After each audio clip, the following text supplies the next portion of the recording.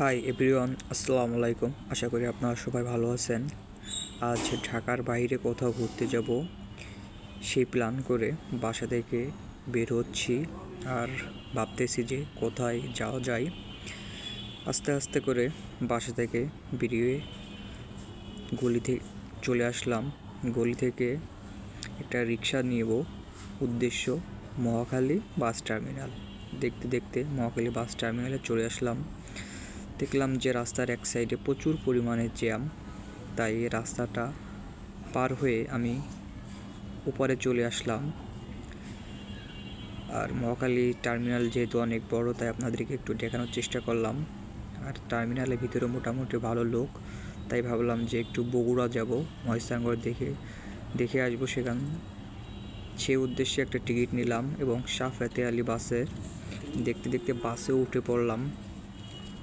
বাসে উঠার সাথে সাথে বাসটা ছেড়ে দিল, দেখতে দেখতেই এয়ারপোর্টে চলে আসলাম। এয়ারপোর্টের দৃশ্যটা আপনাদেরকে দেখানোর চেষ্টা করতেছি। অনেক সুন্দর করছে এয়ারপোর্টের টার্মিনালটা, অনেক সুন্দর ডিজাইন, মনোমুগ্ধকর। বাসও যাচ্ছে তার নিজস্ব গতিতে, হালকা জ্যামও আছে ঢাকার ভিতরে। ঢাকার যানজট পেরিয়ে চলে আসলাম গাজীপুরের শেষ সীমান্ত, অর্থাৎ টাঙ্গাইলের শুরুতে। বেসিক্যালি আমি বাসের ভিতরে প্রচুর ঘুমাই, বাসে উঠলেই আমার ঘুম আসে, এটা আপনাদেরকে বলে বোঝাতে পারবো না। বিকেল টাইম, দেখেন পরিবেশটা অনেক সুন্দর। যেহেতু আমরা ঢাকার ভিতরে থাকি, এরকম সবুজ গাছপালা অনেক দিন আমাদের দেখা হয় না। যে কথা সেই কাজ, বাস চলতেছে তার নিজস্ব গতিতে। আর আপনারা যারা ঢাকা থেকে যাইতে চান, মহাখালী বাস টার্মিনাল থেকে শাহ ফতেহ আলী অথবা একত বাসের টিকিট নিয়ে আপনার সরাসরি বগুড়ায় যাইতে পারবেন। দেখেন প্রচুর গাড়ি রাস্তাতে চলাচল করতেছে, আসলে পরিবেশটা অনেক সুন্দর। আর আমার সিটটা আসলে জানালার কাছে ছিল না। দেখতে দেখতে চলে আসলাম যমুনা সেতুতে। তখন প্রায় রাত 7টা বাজে। আসলে যমুনা সেতু ভাবলাম যে আপনাদেরকে একটু দেখানোর চেষ্টা করি। আপনারা হয়তো অনেকে দেখছেন, অনেকে দেখেন নেই। দেখেন বিকেলবেলায় মনে হচ্ছে যে চর বা পানি নেই নদীতে, সেরকম মনে হচ্ছে। ভাবলাম যে এখান থেকে ক্লিয়ার দেখা যাচ্ছে না, তাই আমি একটু সামনের দিকে যাব, সামনের গ্লাস থেকে ফুল ক্লিয়ারভাবে দেখা যায় কিনা। আসলে যখন এই সামনে আমি ফোনটা ভিডিও করার জন্য সেট করলাম, দেখতে পেলাম যে ক্যামেরার ফ্ল্যাশ এবং যে গাড়ির গ্লাস, দুজনের ভিতরে আসলে একটা মিল রয়েছে, যার কারণে ফুল ভিডিওটা স্পষ্টভাবে ক্লিয়ারভাবে আসেনি। আমি আবারও ঘুমিয়ে পড়লাম। মানে বাসে উঠলে আমার ঘুম আসবে, এটা আমি কাউকে বলে বোঝাতে পারবো না। দেখতে দেখতে আমরা চলে আসলাম সিরাজগঞ্জের কাছে, যাত্রা বিরতি। এখানে এই ফুড ভিলেজ রেস্টুরেন্টে আমি ঢুকবো খাওয়ার জন্য। ঢুকে পড়লাম অলরেডি, খাবারও অর্ডার করেছি। দেখা যাক খাবার এখন আসবে। জাস্ট একটা বার্গার খাবো, বার্গারটাও আমি আপনাদেরকে দেখানোর চেষ্টা করব। এই দেখেন বার্গার, একটা বার্গারের দাম কত সেটা বলে বোঝাতে পারবো না।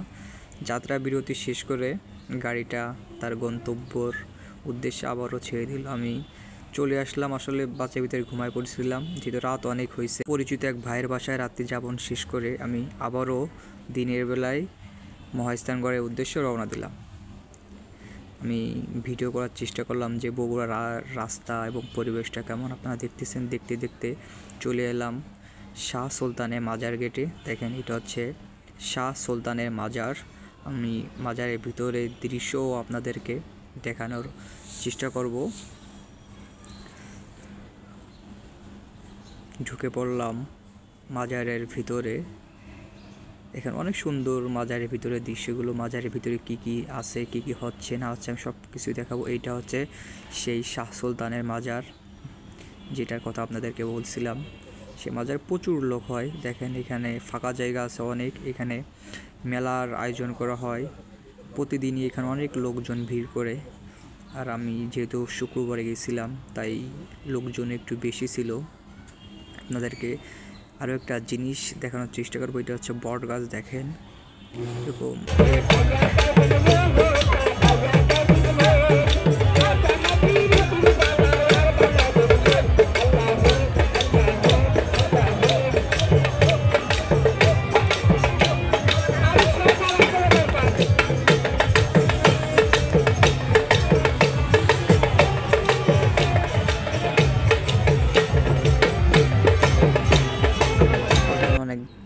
সুন্দর গান বাজনা দেখলেন আপনারা। এখন চলে আসলাম মাজারের ভিতরেই আছি।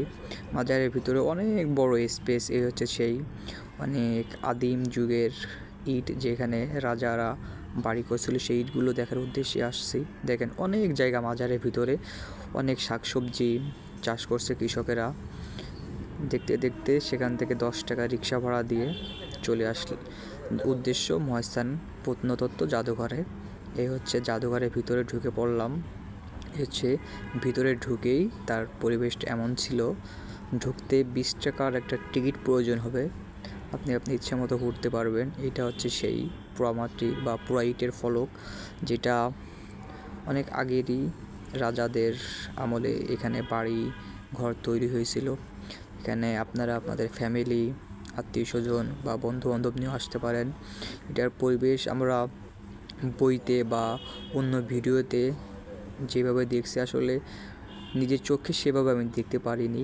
আসলে ইটগুলো অনেক উঁচু থাকার কথা ছিল, এখানে ইটগুলো আসলে অনেক কম মনে হচ্ছে। আবার এখানে কিছু লোকদের কাছে জিজ্ঞেস করলাম, তারা বললো যে এখানের মানুষজনে নাকি এই ইটগুলো নিয়ে যাচ্ছে চুরি করে, যার কারণে এই অবস্থা এখানের। অনেক সুন্দর একটা পরিবেশ, সবুজ চারপাশে গাছপালা। এর ভিতরে আবার কিছু বসত বাড়িও তৈরি হচ্ছে, ভিতরে শাকসবজি চাষ করছে। একটা ভালো দিক না খারাপ দিক সেটা আমি জানি না, তবে এখানে যারা পরিবার এবং বন্ধুবান্ধব নিয়ে আসবেন তারা অনেক আড্ডা দিতে পারবেন, মজা করতে পারবেন। এখানে সেরকম পরিবেশ আছে, গাছপালা আছে, বসার এবং আড্ডা দেওয়ার অনেক সুন্দর জায়গা আছে। আজকের মতো এখানে শেষ করলাম। আসসালামু আলাইকুম।